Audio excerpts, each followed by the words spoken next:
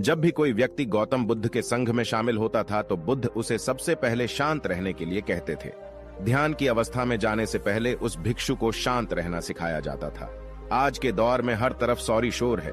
इसकी वजह से दिमाग में तनाव पैदा होना लाजमी है। ऐसे में अगर आप हर रोज कुछ देर मौन रहने का अभ्यास करते हैं तो इससे आपके तनाव पैदा होने वाले हार्मोन के लेवल में कमी आती है। इससे आपका दिमाग शांत होता है, गुस्सा नियंत्रित रहता है और तनाव बढ़ाने वाले हार्मोन्स का लेवल घटता है। आज के इस वीडियो में हम जानेंगे कि किन मौकों पर हमें शांत रहना है और किन मौकों पर हमें बोलना है और शांत रहने से हमारे अंदर क्या बदलाव आ सकता है। दोस्तों, संध्या काल का समय था। गुरु अपने सभी शिष्यों को बुलाते हैं और कहते हैं, कल सुबह सब लोग नदी में स्नान करने के बाद तुरंत हमारी कुटिया के सामने उपस्थित हो जाना। सभी इसी से हैरान रह जाते हैं कि हम लोगों ने कुछ गलती की है क्या, लेकिन गुस्से से यह कहते हैं कि हो सकता है कि गुरुजी कल सुबह कुछ अच्छी बात बताने वाले हैं। सब लोग रात को सही समय पर सो जाते हैं और सुबह उठकर सभी लोग नदी में स्नान करने के बाद वापस गुरुजी के सामने उपस्थित हो जाते हैं। गुरु कहते हैं, आज हम तुम सबको चुप रहने के फायदे के बारे में बताऊंगा। गुरु कहते हैं, 10 मौके जहां पर चुप रहने से होता है लाभ और बोलने से नुकसान। गुरु कहते हैं, अगर आप इन 10 मौकों पर शांत हो गए यानी मौन हो गए तो आप जो चाहेंगे वही मिल जाएगा। आपकी जिंदगी में चमत्कारिक बदलाव शुरू हो जाएंगे। जरूरत से ज्यादा बोलना या चुप रहना दोनों ही अच्छी बात नहीं है। जैसे जरूरत से ज्यादा बारिश हो जाना या फिर धूप दोनों ही दिक्कत देती है, उसी तरह अनावश्यक बोलने से भी काफी नुकसान होता है। गुरु कहते हैं कि पहला ऐसा मौका जहां पर व्यक्ति को चुप रहना चाहिए, बिना तथ्य के ना बोले। गुरु ने कहा, अगर आपके पास कोई तथ्य नहीं है तो वहां चुप रहने में ही भलाई है। चुप बैठने से दिमाग में नई कोशिकाओं का निर्माण होता है और इससे ज्ञान की वृद्धि होती है। बोलने में भलाई वही है जहां आपको किसी चीज के बारे में पूरा ज्ञान हो। अगर आप बिना तथ्य के कहीं बोलते हैं या फिर बेवजह बोलते हैं तो आपका वहां मजाक भी बन सकता है। अगर आपके पास पर्याप्त जानकारी नहीं है, ऐसी जगह पर बोलने से आपका मजाक तो बनी रहेगी, साथ ही साथ लोगों का भरोसा भी आपसे उठने लगेगा।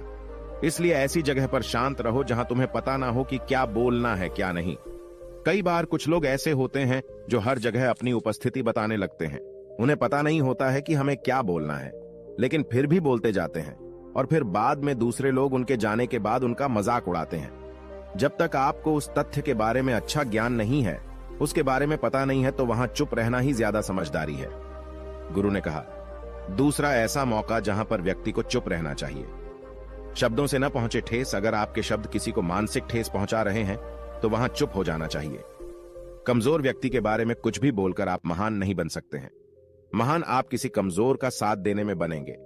कई बार होता है कुछ लोग अपने से छोटे व्यक्ति को भला बुरा कहते रहते हैं। सामने वाला इंसान तो कद से आपसे छोटा है, वह आपको कुछ नहीं बोलेगा, लेकिन आप उसकी नजरों में गिरते चले जाएंगे। हो सकता है कि कल वह भी आपसे पद में बड़ा हो जाए।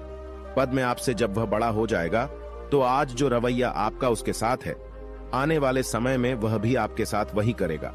आप किसी को नीचा दिखाकर बड़ा नहीं बन सकते हैं। बड़ा बनना है तो अपने से छोटे लोगों का इज्जत भी करना सीखें और साथ ही साथ बड़े लोगों का भी सम्मान करना चाहिए।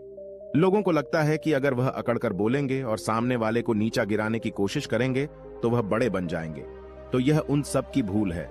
बड़े होने की बजाय आप उनकी नजरों में गिरते चले जाएंगे। गुरु ने आगे कहा, इसलिए शिष्यों, तुम सब जब भी बोलना आदर भाव से बोलना, ताकि तुम्हारी बात लोगों को अच्छी लगे। बोलने में भाई बहन, माता पिता, मित्र इत्यादि संबोधन शब्दों का इस्तेमाल जरूर करना। इससे तुम्हारी मान प्रतिष्ठा तो बढ़ेगी ही, साथ ही साथ लोगों की नजरों में तुम समझदार व्यक्ति बनते जाओगे। गुरु ने आगे कहा, तीसरा मौका जहां पर व्यक्ति को चुप रहने में ही भलाई है। क्रोध या घृणा करने वाले लोग, जब कोई अपना या सगा संबंधी आप पर क्रोध कर रहा हो, आपका अपमान कर रहा हो, तो आपको उस वक्त चुप रहना चाहिए ताकि सामने वाले का गुब्बारा पूरी तरह से फट जाए। आप यदि सही हैं तो उसे कतई माफीनामा गए और चुप रहकर ही सही समय का इंतजार करें। वह खुद आपसे माफी मांग लेगा जब उसे अपनी गलती का एहसास हो जाएगा। गुरु आगे कहते हैं कि अगर आपका कोई सगा संबंधी आप पर क्रोध कर रहा हो और आप उस समय शांत हैं, तो यह आदर सम्मान देने की निशानी होती है। इससे न कोई छोटा होता है और न ही बड़ा। अगर आपको क्रोध आ रहा है तो आप या तो वहां से किसी का अनादर किए बिना चले जाएं या फिर चुप रहें। क्रोध करने से आपके रिश्ते खराब होंगे। क्रोध करने से हमेशा क्रोध करने वाले व्यक्ति का ही बुरा होता है। गुरु आगे कहते हैं कि एक बार की बात है, एक सांप जंगल से भागते हुए किसी राजा के घर में पहुंच गया। लोगों ने छेड़खानी की तो वह बहुत ही गुस्सा हो गया, जिससे घर में जो तलवार पड़ी हुई थी उसी को लपेटकर कसने लगा और धीरे धीरे उसका पूरा शरीर कट गया। यह गुस्सा उसे खा गया। ठीक उसी प्रकार हमारा गुस्सा भी हमारे शरीर को तलवार की भांति काटता रहता है। गुस्सा ध्यान से खत्म होता है प्रतिदिन। अगर आप ध्यान की मुद्रा में बैठे हैं तो आपका गुस्सा आपके नियंत्रण में रहेगा। गुरु आगे कहते हैं कि यह तरीका है कि आप प्रतिदिन ध्यान का अभ्यास करें। इससे आपके शरीर में जो हार्मोन्स गुस्से को बढ़ावा देते हैं वह सब तुम्हारे नियंत्रण में रहेंगे, जिससे शरीर गुस्से पर आसानी तुम्हारा से काबू पा लेगा। लेकिन एक तरीका यह भी है कि जब भी आपको गुस्सा आए तो आप यह समझने का प्रयास करो कि क्या मेरा गुस्सा जायज है या नहीं, हमें वहां पर बोलना चाहिए कि नहीं। जब आप खुद इस बात का आकलन लगा पाएंगे तो आपको खुद पता चल जाएगा कि हमें गुस्सा करना चाहिए या नहीं। फिर भी आपको गुस्सा आ रहा है तो आप वहां से हटने का प्रयास करें, वहां से दूर चले जाएं। धीरे धीरे समय के साथ आपका दिमाग शांत हो जाएगा। गुरु ने कहा, चौथा ऐसा मौका जहां पर इंसान को बहुत ही समझदारी के साथ काम लेना चाहिए, वहां पर आपको चुप रहना ही चाहिए, जहां पर उस मुद्दे से आपका कोई संबंध ना हो। अगर आपका किसी मुद्दे से कोई संबंध ना हो तो वहां आपका चुप रहना बनता है।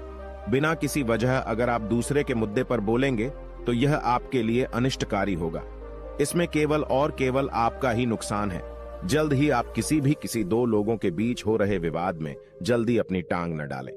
अगर सामने वाला आपको बुला रहा है अपना झगड़ा शांत करवाने के लिए तो ही आप वहां पर जाएं। किसी की व्यक्तिगत जिंदगी में दखल अंदाजी नहीं देनी चाहिए जब तक कि वह व्यक्ति आपको नहीं बुलाता है। अपने झगड़े को शांत करवाने के लिए कुछ लोग फालतू में दूसरे के विवाद में कूद पड़ते हैं। इससे उनके मान सम्मान मर्यादा पर लोग उंगली उठाने लगते हैं। गुरु कहते हैं कि 10 मौकों में 5वां ऐसा मौका जहां पर व्यक्ति को बहुत ही समझदारी के साथ चुप रहना चाहिए। आपके शब्दों से किसी मित्र को हानि न पहुंचे। अगर आपके शब्द सामने वाले के परिवार या मित्रों की प्रतिष्ठा के बारे में बुरी झलक दिखा रहे हैं तो आपको चुप रहना चाहिए। किसी के परिवार या फिर मित्र के बारे में बुरा बोलने से केवल आप ही बुरे बनेंगे। जो चीज आसानी से खत्म की जा सकती है उसे अपने शब्दों से बड़ा न करें। बिना चिल्लाए बात करने का प्रयास करते रहना चाहिए। अगर आप बिना चिल्लाए कोई बात नहीं कह सकते तो आपका चुप रहने में ही भलाई है। किसी पर चिल्लाने से आपके व्यवहार के बारे में पता चलता है। ज्यादा बोलने से चीजें हमेशा खराब ही होती हैं। कई बार कुछ रिश्ते ज्यादा तेज बोलने की वजह से टूट जाते हैं। इसलिए अपनी आवाज में मीठापन लाएं। आपके शब्दों से आपके दोस्त को हानि नहीं पहुंचनी चाहिए। कभी कभी दोस्तों के जब हम मजाक हैं तो रहे कि आपके शब्दों से किसी का अनादर ना हो। मजाक को भी हमेशा शब्दों के मायने में ही रखें। जहां किसी को शब्दों से चोट लगे वहां चुप हो जाएं। ज्यादा बोलने से हमेशा नुकसान ही होता है। किसी और की प्रतिष्ठा को अपने शब्दों के माध्यम से उसे हानि नहीं पहुंचानी चाहिए। यदि आपके शब्दों से किसी और की प्रतिष्ठा को ठेस पहुंच रही है तो वहां आपको चुप हो जाना चाहिए। जब कोई व्यक्ति आपके सामने नहीं है तो आप उस व्यक्ति के बारे में बुरे शब्द किसी तीसरे व्यक्ति के सामने न बोलें। गुरु कहते हैं, छठा मौका जहां पर व्यक्ति को चुप रहना चाहिए, जब कोई कर रहा हो किसी की बुराई। जब कोई आदमी आपके सामने किसी तीसरे आदमी की बुराई कर रहा हो तब तुम्हें चुप रहकर बस सुनना चाहिए।